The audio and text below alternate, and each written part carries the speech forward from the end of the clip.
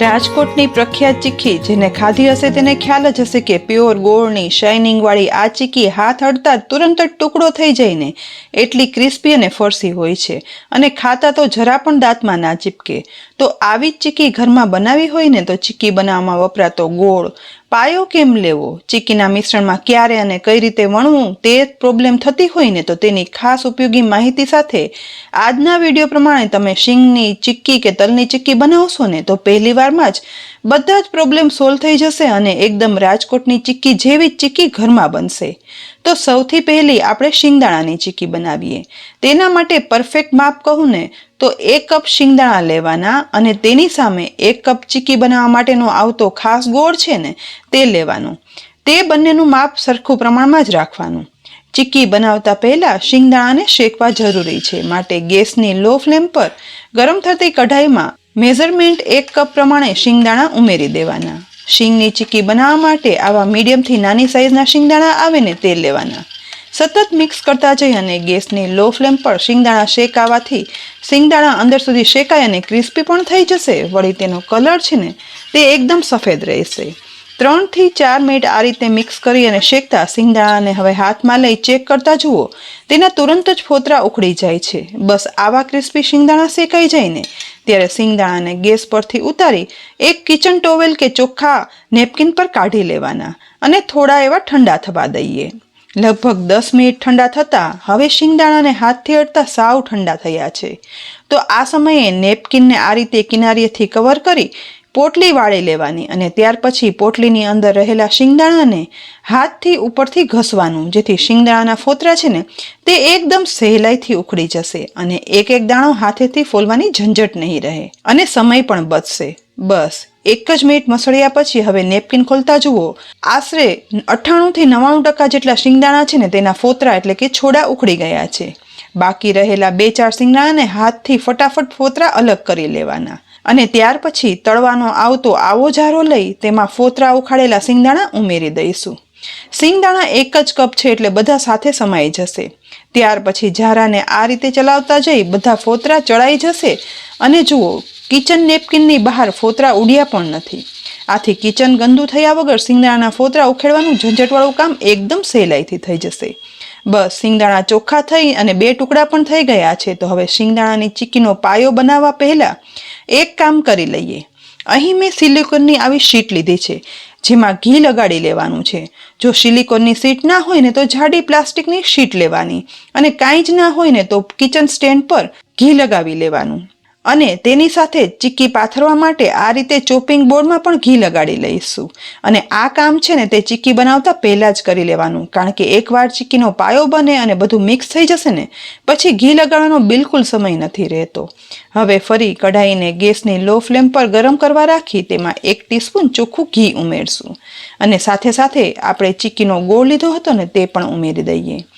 આ ચીક્કીનો ગોળ સોફ્ટ હોય છે, તવેથા વડે મિક્સ કરતા જઈ આ ગોળને ગરમ કરી અને ઓગાળવાનો છે। લગભગ 1 જ મિનિટમાં ગરમ થઈ આ ગોળ ઓગળવાની શરૂઆત થવા લાગશે, તો પણ સતત મિક્સ કરતું જવાનું। સિંગની, તલની કે બીજી કોઈ પણ ચીક્કી બનાવવા માટે પરફેક્ટ પાયો બને ને તો જ ગોળની ચીક્કી ક્રિસ્પી અને ફરસી બને છે।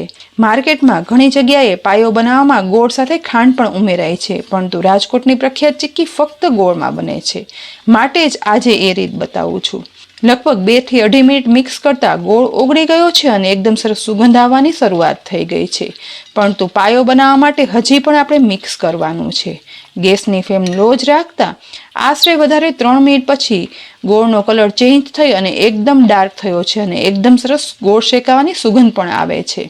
તો આ સમયે ડાર્ક ગોલ્ડન બ્રાઉન થયેલા ગોળના 2-3 ડ્રોપ્સ ઠંડા પાણીમાં આ રીતે ઉમેરી દઈશું। સાથે સાથે બનેલો પાયો છે ને એ દરમિયાન મિક્સ પણ કરતો જવાનો। પાણીમાં ઉમેરેલા ડ્રોપ્સ ઠંડા થઈ જાય ને એટલે હવે હાથ વડે કાઢતા જુઓ, ઇઝીલી ટુકડા થઈ જાય છે અને હાથથી તોડતા કટ અવાજ આવે છે। બસ દાંતમાં ચોટે નહીં તેવી ચીક્કી બનાવવા માટે આવો જ પાયો જોશે। તો તૈયાર થયેલા આ પાયામાં આ સમયે ગેસ બંધ કરી દેવાનો અને 1/4 ટીસ્પૂન જેટલો બેકિંગ સોડા આ પાયામાં ઉમેરી દઈશું અને એકદમ સ્પીડમાં મિક્સ કરવાનું, જેથી પાયાનો ગોળ કલરમાં સહેજ લાઇટ થઈ અને ફૂલી જશે। બેકિંગ સોડા ઉમેરવાથી ચીક્કી ક્રિસ્પીની સાથે એકદમ ખરસી બને છે। હવે ગેસ બંધ કરી તુરંત જ તેમાં ફોતરા ઉખાડેલા શિંગદાણા પણ ઉમેરી દેવાના અને એકદમ સ્પીડમાં બધું મિક્સ કરવાનું, જેથી દરેક સિંગદાણા પર ગોળનો પાયો કવર થઈ જાય. અહીં જુઓ, આ રીતે દરેક સિંગ પર ચડી એકદમ સરસ શાઇનિંગ વાળું મિશ્રણ બની તૈયાર થઈ ગયું છે. બનતો પછી ચીક્કી બન્યા પછી આવી શાઇનિંગ રહેશે. હવે આ મિશ્રણને ગેસ પરથી ઉતારી તુરંત જ સિલિકોન શીટ પર લઈ લેવાની.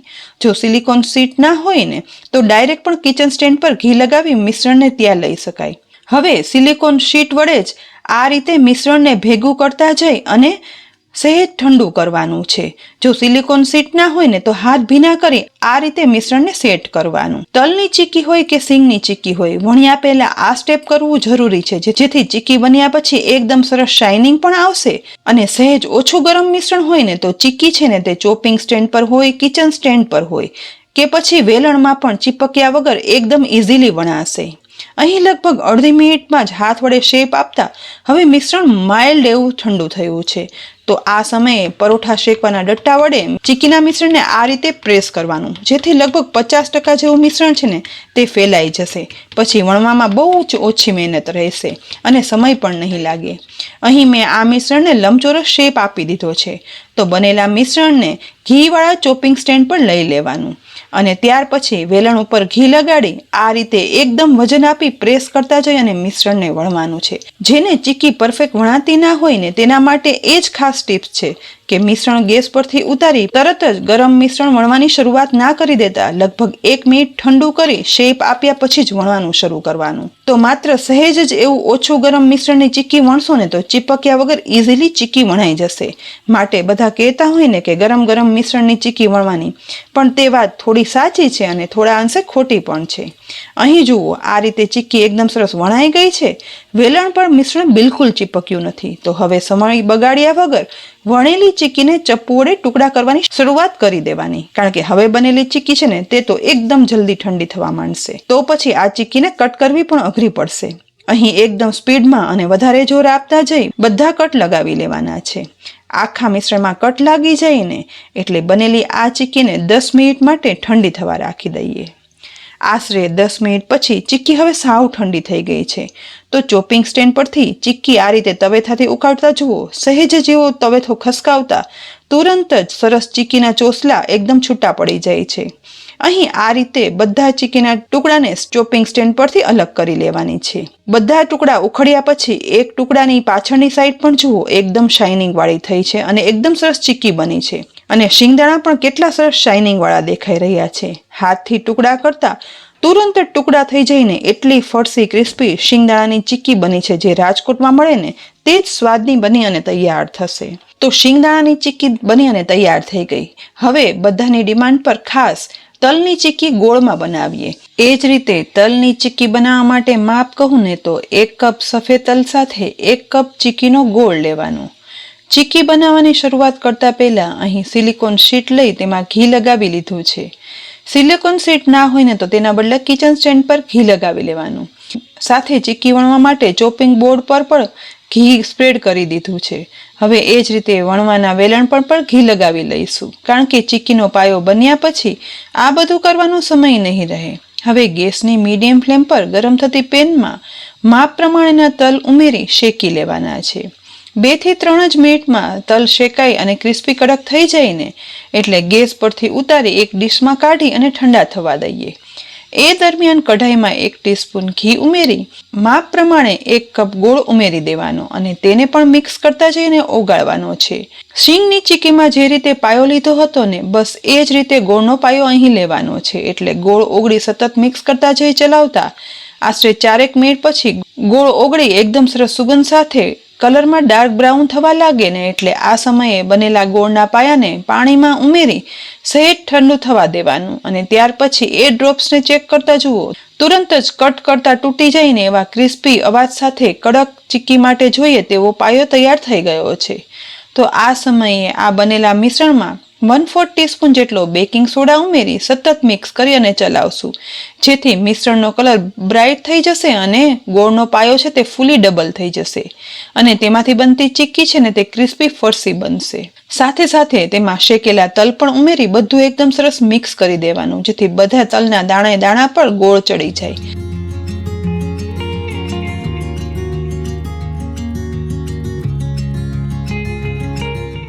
એટલે હવે આ મિશ્રણને ગેસ પરથી ઉતારી સિલિકોન શીટ ઉપર લઈ લઈશું. હવે સિલિકોન શીટની મદદથી જ આ મિશ્રણને ચારે બાજુથી ભેગું કરતા જઈ અને સેટ કરવાનું.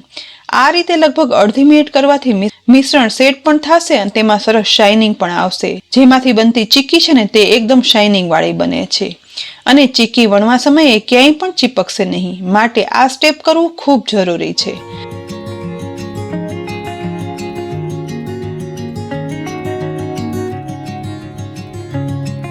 બસ હાથ વડે સ્ક્વેર શેપ આપી દીધા પછી પરોઠા શેકવાના ડટ્ટા ઉપર ઘી લગાવી અને ડટ્ટાની મદદથી મિશ્રણને ફેલાવી સેટ કરશું, જેથી એક સરખી મિશ્રણની સરફેસ બનશે અને વણવામાં ચીક્કી એકદમ સહેલી થઈ જશે.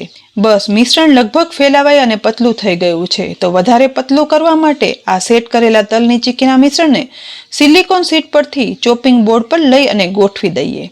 મિશ્રણ હજી પણ ગરમ છે એટલે સમય બગાડ્યા વગર તુરત જ વણવાની અને શરૂઆત કરવાની છે. એકદમ પ્રેસ કરતા જઈ અને વણશું અને આગળ આપણે જે સ્ટેપ કર્યું છે ને તેના લીધે અત્યારે વણવા સમયે ચીપક્યા વગર એકદમ સરસ જેટલી પતલી આપણે ચીક્કી વણવી હશે ને તે વણાઈ જશે અને બિલકુલ ક્યાંય ચીપકશે પણ નહીં. અહીં જુઓ પતલી ચીક્કી વણાઈ અને સરસ મિશ્રણ સેટ થઈ ગયું છે. તો તુરંત જ હવે સમય બગાડ્યા વગર તવેથા કે ચપ્પુની મદદથી એકદમ પ્રેસ કરતા જઈ કટ પાડી લેવાના છે.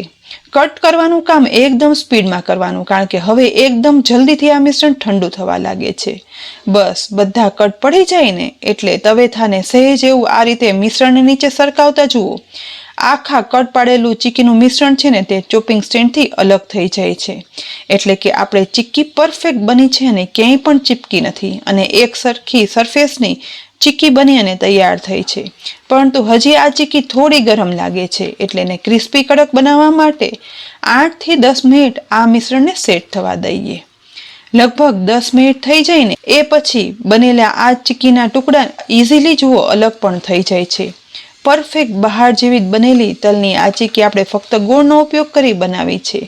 તો બનેલી ચીક્કીમાંથી એક ટુકડો હાથમાં લઈ ટુકડો કરતા જુઓ કેટલા ટુકડા એકદમ સરસ જલ્દીથી થઈ જાય છે અને ફરસા પણ બન્યા છે. તો ઉત્તરાયણમાં તહેવારમાં બહાર મોંઘી મળતી ગોળની ચીક્કી લેવાના બદલે ઘરે જ બસ 1 થી 2 બાબતોનું ધ્યાન રાખી અને આ ચીક્કી બનાવશું ને તો પ્યોર ગોળની રાજકોટની પ્રખ્યાત ચીક્કી ઇઝીલી ઘરમાં બની જશે. તો આ મકર સંક્રાંતિ પર સિંગની ચીક્કી અને તલની ચીક્કી આ રીતથી જરૂરથી બનાવજો અને પછી કહેજો કે આ રીત તમને પરફેક્ટ લાગી કે નહીં. અને રેસીપી ઉપયોગી લાગી હોય ને તો લાઈક કરી અને શેર કરજો. સાથે જ અમારી યુટ્યુબ ચેનલ સબસ્ક્રાઈબ કરી અમારા ફેસબુક પેજને લાઈક કરી અને ફોલો કરજો, જેથી આવી અનેક ઉપયોગી રેસીપીના અપડેટ્સ તમને તુરંત જ મળે. આવતીકાલે ફરી મળશું નવી રેસીપી સાથે. ત્યાં સુધી આવજો.